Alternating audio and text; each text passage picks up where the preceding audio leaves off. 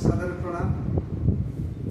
मो चैनल ना हूँ धीरेन्द्र भक्तिष्ठा। आपण मान हार्दिक अभिनंदन जन आज मोर शीर्षक रही ब्राह्मण माँ किए।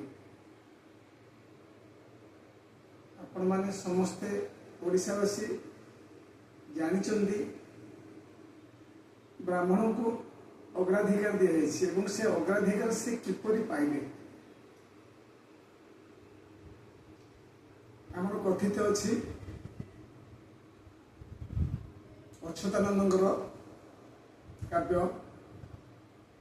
कैवर्त पुराण ब्रह्मांक नंदन वशिष्ठ वेश्यापुत्र पुत्र शक्तिमुनि जे माता ता अरुंधति।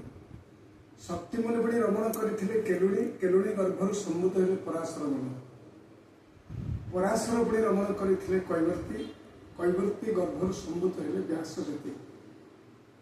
ये व्यास होचंदी आम समाज प्रथम ब्राह्मण। व्यासदेव पूर्वर ब्राह्मण नथिले। ब्रह्मर्षि माने यज्ञ पूर्णाहुति इत्यादि सब करुथिले। तेबे आमे देखिया ए ब्राह्मणकर माँ किए। कैवर्ती कन्या मत्स्यगंधा दिनेकर घटना घाट जगिचंदी नदीर आरपार रे। एपारी अच्छा ब्रह्मर्षि पराशर। ब्रह्मर्षि पराशर कैवर्ती कन्या मत्स्यगंधा को कहले टिके डंगा एपारी के आण तपस्या जो सेपारी जी। कैवर्ती कन्या कहले मो डंगा चालना शिखिनी तेणु आप अपेक्षा करंतु पिता आसिले से आपन पारि पारि। दासराजा कन्या हूँ कैवर्ती कन्या मत्स्यगंधा बयस तार 8 वर्ष। यही समय पराशर कहते तुम निर्भय घाट खोल कौन असुविधा हम ना। एपारी आसी पहुँचू कैवर्ती कन्या को कहवा सत्वे कैवर्ती कन्या घाट विश्वास रखी खोली निर्द्वंद घाट आसी एपारी पहुंची।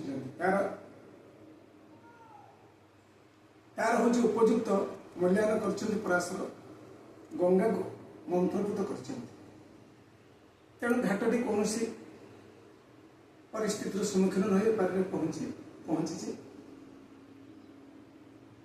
ब्रह्मर्षि पराशर अध्ययन करछंती से घाटरे एवं डंगा मध्य मन को चली। आपण मानू मुझे चेती देवाक चाहे मत्स्यगंधा हूँ कैवर्ती कन्या दासराजन झील बयस तार 8 वर्ष। पराशर ब्रह्मर्षि पराशर हूँ ब्रह्मर्षि तांकर बयस पौढ़ वृद्ध कहले चले। मध्य गंगार जो पहुंची घाट से मत्स्यगंधा को पराशर प्रेम निवेदन कर। मत्स्यगंधा दासकन्या बहुत बुद्धिमती एवं चतुरी से संगे संगे पराशर प्रश्नर उत्तर देते आपण होचंदी मोर पितृतुल्य मु आपणकर पौत्री तुल्य। आपण मोर पितृव्य कहले अतृप्त हेबनी। मु आपणकर नातुणी सदृश कहले भी अतृप्त हेबनी। तेणु आपण मते किपरि भावे प्रेम भिक्षा कर। पराशर चिंताशील मन स्थिर सिद्धांत पहुंची प्रकृत कथा ए कन्या पाखरे काम शक्ति नहीं एणु ये मत प्रतिरोध कर। संगे संगे पराशर ब्रह्मर्षि यौवन पदार्पण कर। यौवन पदार्पण करला दासकन्या मत्स्यगंधा निजर अंग अवयव को झाई हठात देखी परिपूरक परिपुष्टित हो शरीर बक्षस ठार पद पर्यंत शरीर समस्त अवलोकन कर देखी ये कौन स्वयं भगवान की 8 वर्ष बयस मत मत यौवन पदार्पण कराइले। डंगाटा मन को आसला सेपारेट भी मन को गला। अनेक प्रश्न मन मध्य उंकी मारी कैवर्ती कन्या मत्स्यगंधा ଯୌବନ ପ୍ରାପ୍ତି ହେଲା ପରେ ଆଶ୍ଚର୍ଯ୍ୟ ହେଇ ପଚାରିଛନ୍ତି ଯେ ଆପଣ ହେଉଛନ୍ତି ପୁରୁଷ, ମୁଁ ହେଉଛି ନାରୀ, ଆପଣ ମୋତେ ଏ ପ୍ରେମଭିକ୍ଷା ଯେଉଁ କରୁଛନ୍ତି ମୋର ଜୀବନର ଗତିପଥ କ'ଣ ହେବ? ପରାଶର କହିଛନ୍ତି ତମେ ଜଣେ ଶ୍ରେଷ୍ଠ ଜନନୀ ଭାବେ ବିବେଚିତ ହେବ।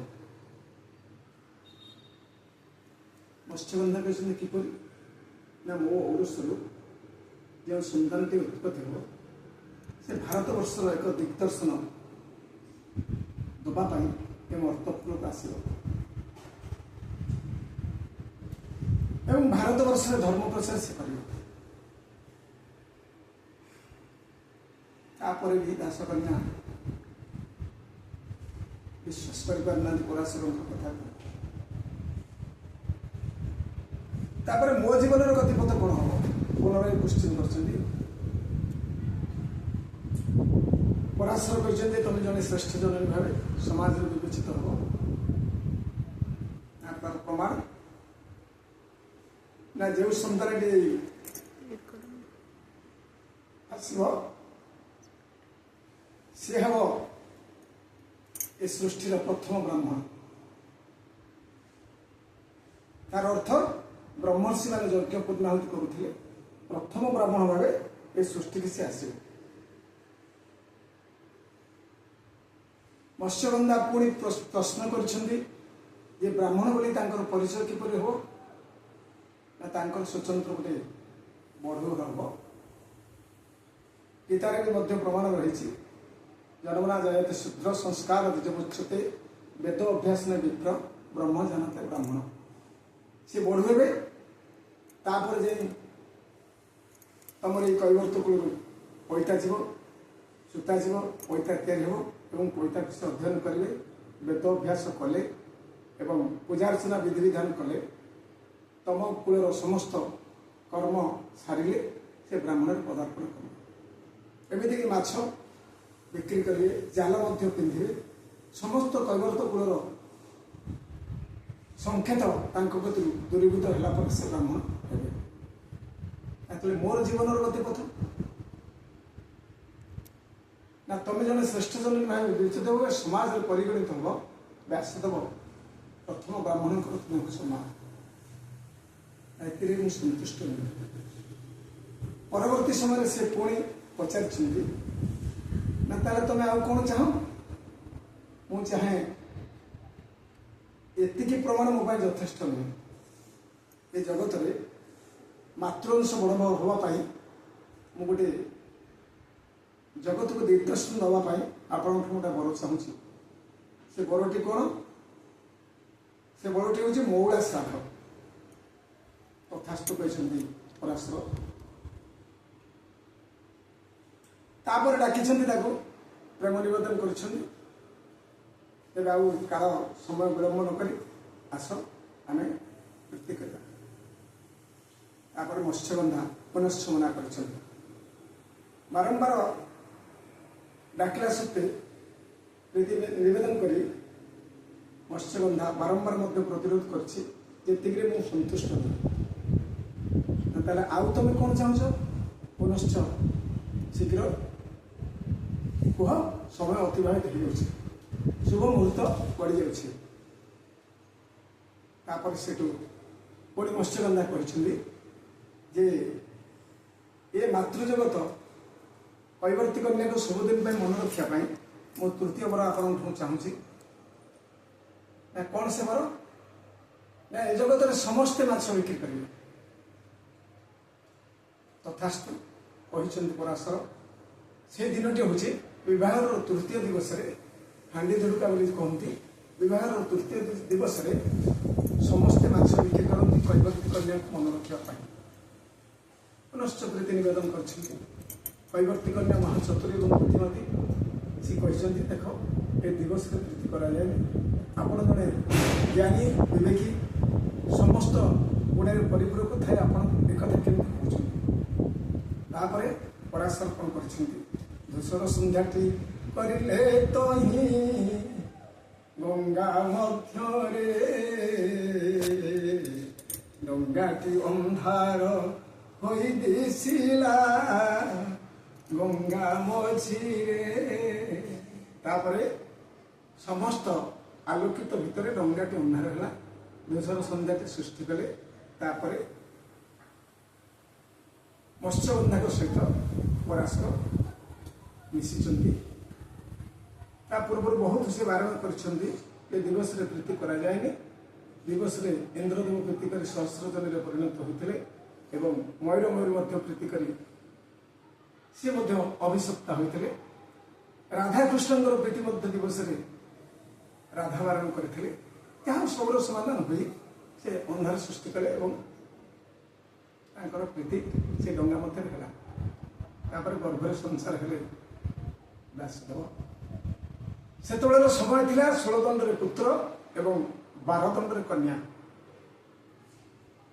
ଯେତେବେଳେ ଗର୍ଭରେ ସଂସାର ହୋଇଛନ୍ତି ଭ୍ରୂଣଟି ପରିପୂରକ ହୋଇଛନ୍ତି 16 ଦଣ୍ଡ ମଧ୍ୟରେ ଗର୍ଭରୁ ଡାକରା ଆସିଛି, ମା ତମେ ମୋତେ ଜନ୍ମ ଦିଅ, ମୁଁ ସୃଷ୍ଟିକି ଯିବି।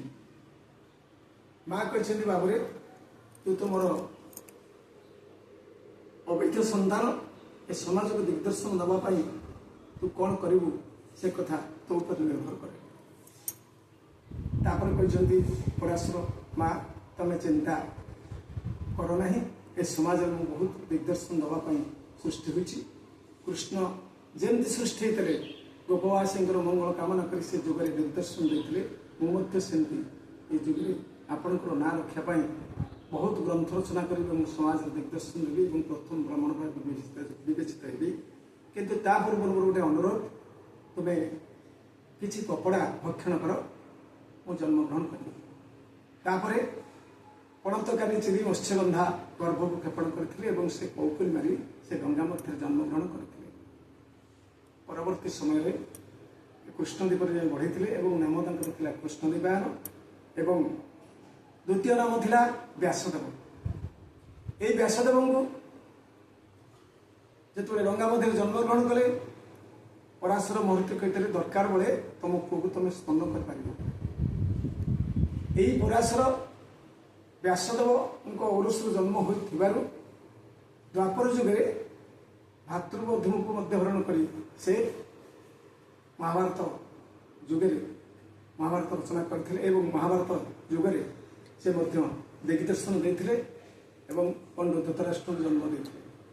ଉପସ୍ଥିତ ମୋର ସଜ୍ଜନ ମଣ୍ଡଳୀ, ଆପଣ ତ ଜାଣିଲେ ଏ କୈବର୍ତ୍ତୀ କନ୍ୟା ଠାରୁ କିପରି ଜନ୍ମଗ୍ରହଣ କରିଥିଲେ ବ୍ରାହ୍ମଣ।